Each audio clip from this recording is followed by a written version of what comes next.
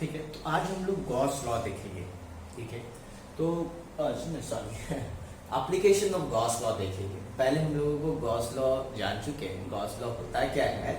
तो as per formula हम लोग जानते हैं कि इलेक्ट्रिक फ्लक्स, ठीक है, that is close integral of E D S is equals to 1 by epsilon naught time of charge. ये बात हम लोगों को जानते हैं।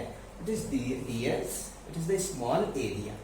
ठीक है, तो एप्लीकेशन ऑफ गॉस लॉ में हम लोगों को करना क्या है, तो कुछ पिछले पुराने वाले चीजों को ही प्रूव करना है। जैसे इलेक्ट्रिक फील्ड का हम लोगों को फॉर्मूला पहले पता है, E is equal to 1/4 pi epsilon naught, ठीक है, Q बाई आर स्क्वायर। तो उसी फॉर्मूला को by the help of Gauss law prove करना है। या अलग अलग फॉर्मूला इलेक्ट्रिक फील्ड के लिए पहले आ चुके हैं, उन्हीं फॉर्मूला को गॉस लॉ के थ्रू प्रूव करना है। ठीक है, तो जो गॉस लॉ है उसके एप्लीकेशन को प्रूव करने के लिए कुछ बात हमको ध्यान पे रखना पड़ेगा। पहला स्टेप हम लोगों को ध्यान पे रखे कि जिस भी चार्ज के लिए करें, जिस भी चार्ज को ले, उससे पहले हमारे पास उस चार्ज के अराउंड, वो चार्ज कहाँ होना चाहिए, क्लोज सरफेस के अंदर रहना चाहिए। मीन्स एक गॉसियन सरफेस होना चाहिए, जी सरफेस, गॉसियन सरफेस। ठीक है, अब जब गॉसियन सरफेस हो गया, उसके बाद सेकेंड स्टेप हमको क्या देखना है कि हमको जो सरफेस है, ठीक है, सरफेस के अलावा जो एरिया वेक्टर है और जो ई है, उन दोनों के बीच में एंगल देखना है। ई एंड ए के बीच में एंगल देखना है। ठीक है, ठीक, electric field and area vector के बीच में एंगल फाइंड करना है, एंगल हम लोगों को देखना है। ठीक है, अच्छा, एक ऐसा गॉसियन सरफेस कंसीडर करना है जो सिमेट्रिकल हो। सिमेट्रिकल ही क्यों? क्योंकि हम लोगों को बनाना इजी हो पाए, जिससे कि हर एक जगह पे ई और ए के बीच में आराम से रिलेशन स्टैब्लिश हो जाए। फॉर एग्जाम्पल, अगर हम यहाँ पर ऐसा सरफेस लेते हैं तो हर एक जगह पे ई और ए के बीच में अलग अलग एंगल आएगा। लेकिन अगर हम यही सरफेस ऐसा ले लें तो हमको यहाँ पर, ठीक है, ये एक सरफेस है, ये एक सरफेस है, इसके बीच में ई और ए के बीच में एंगल अलग आएगा, इसके बीच में, लेकिन ज्यादा तो ऐसा नहीं होगा। लेकिन इसमें हर एक पॉइंट पे होगा, इसमें हर एक पॉइंट पे नहीं होगा। तो हम लोगों को एक ऐसा सरफेस लेना है जो सिमेट्रिकल हो। पहला काम ये। दूसरा काम ई एंड ए के बीच में एंगल एस्टैब्लिशमेंट। तीसरा काम अपने को करना है क्या, कि तीसरा काम में हम लोगों को ये कैलकुलेट करना है फ्लक्स, ठीक है, close integral E D S cos theta calculate करना है।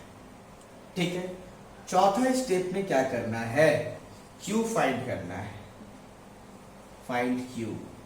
और पांचवा और लास्ट स्टेप, अभी जो हम लोग को फॉर्मूला देखे ना, E D close integral E D S cos theta is equals to Q by A naught, इस फॉर्मूला में पुट कर देना है, पुटिंग द ऑल वैल्यूज। तो ये काम करना है। ठीक है, तो हम लोगों को अब अपना काम शुरू करते हैं और सबसे पहला प्रूविंग करने का काम करते हैं। ठीक है, electric field E due two point charge,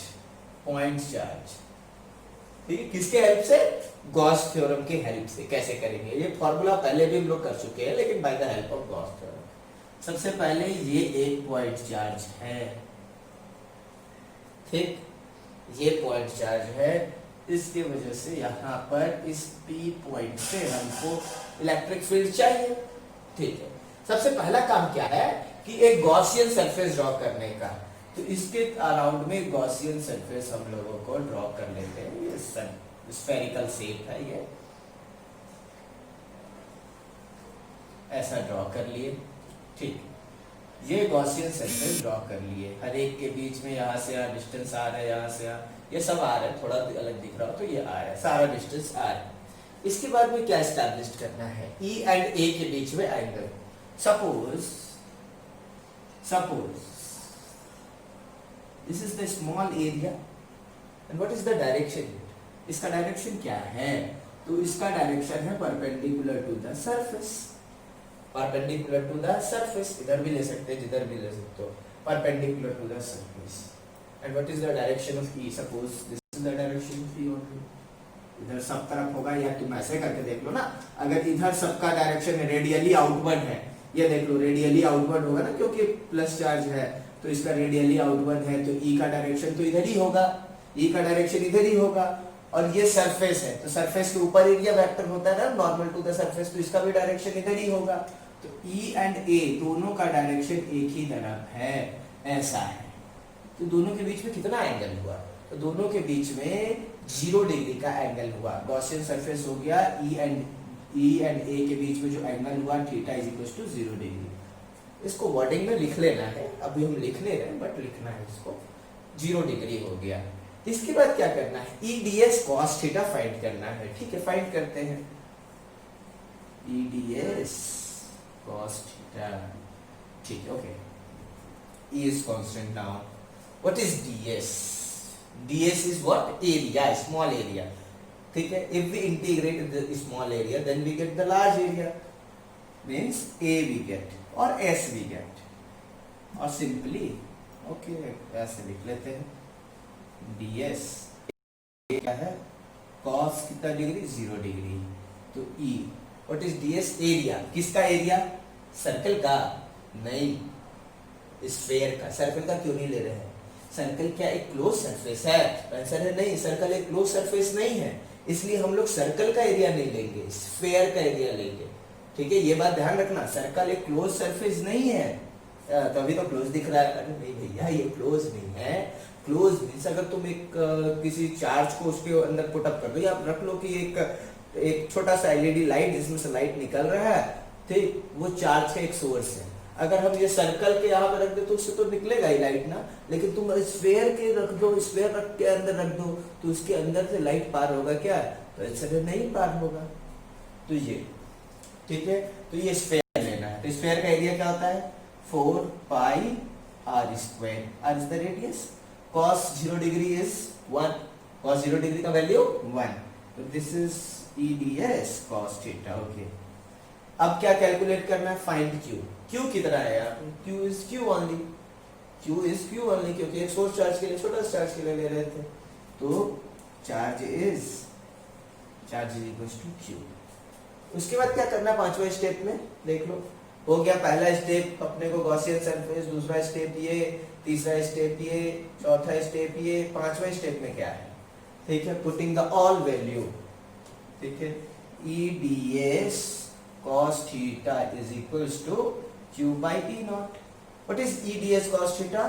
ठीक है, E into 4 pi R square and Q by E naught, epsilon naught, transpose कर लेते हैं, तो E is equals to 1 by 4 pi epsilon naught, अच्छा 1 by 4 pi कैसे आएगा, ठीक है, चलो Q by epsilon naught, ये 4 pi R square उधर जाएगा तो डिवीजन में हो जाएगा 4 pi R square, ठीक है। अब थोड़ा सेपरेट करके लिख लेते हैं ना, बात तो वही हो, 1 by 4 pi epsilon naught into Q by R square, ठीक, पहले भी ये फॉर्मूला था, अभी भी ये फॉर्मूला, इसको नोट कर लेते हैं, फिर आगे लीनियर चार्ज डिस्ट्रीब्यूशन के अकॉर्डिंग इलेक्ट्रिक फील्ड निकालते हैं bye the help of Gauss theorem. उतार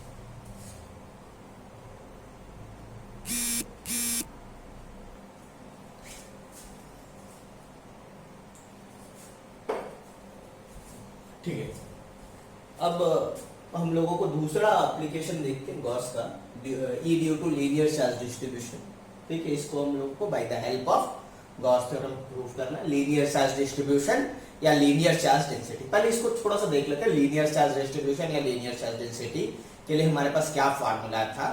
तो जैसे ये लीनियर चार्ज डेंसिटी के लिए, जैसे ये एकदम स्ट्रेट वायर है, थिकनेस हम लोगों को एकदम नेग्लेक्टेबल मान लेते हैं, ठीक, तो इसके ऊपर चार्ज डेंसिटी कितना होता था, तो लीनियर चार्ज डेंसिटी, जिसको कि हम लोगों को लीनियर चार्ज डिस्ट्रीब्यूशन या डेंसिटी बोले, लैम्डा से दिखाते थे, लैम्डा इज इक्वल टू होता था Q by L, Q by L, L is what, length of the wire, Q is this charge only, ठीक है, तो lambda is what, linear charge density, ठीक है।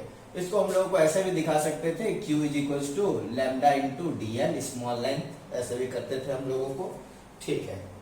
तो इतना करने के बाद हम लोगों को ठीक है, तो अब हम लोगों को गॉस थ्योरम के हेल्प से ई प्रूव करना है।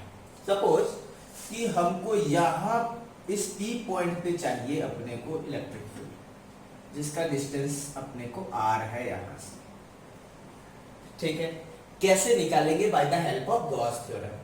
तो सबसे पहले हमारा तो ऐसा है कि गॉस थ्योरम के लिए हमारे पास एक गॉसियन सरफेस होना चाहिए, मतलब ये जो चार्ज हम लोगों को बोल रहे हैं इस पॉइंट पे, वो एक क्लोज पाथ के अंदर बंद होना चाहिए, ऐसा होना ही चाहिए।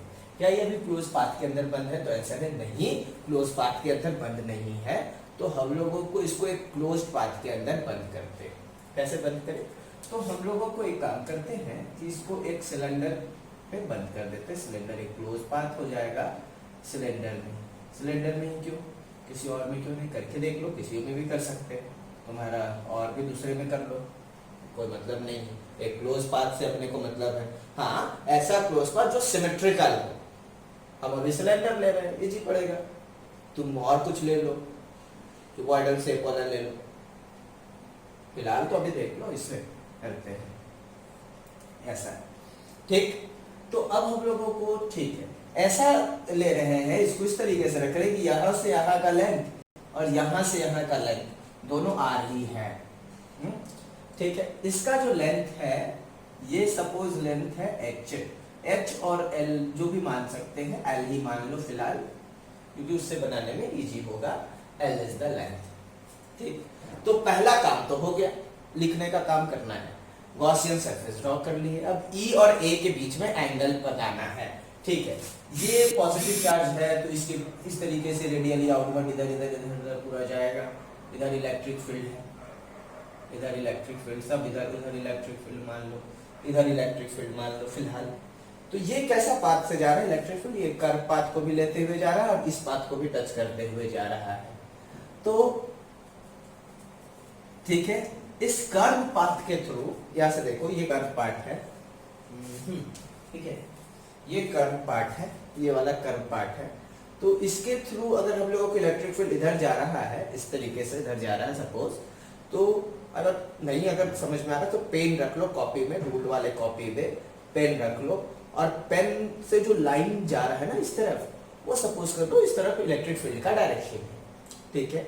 What is the direction of area vector? E and A के बीच में डायरेक्शन फाइंड करना है, थीटा फाइंड करना है। What is the direction?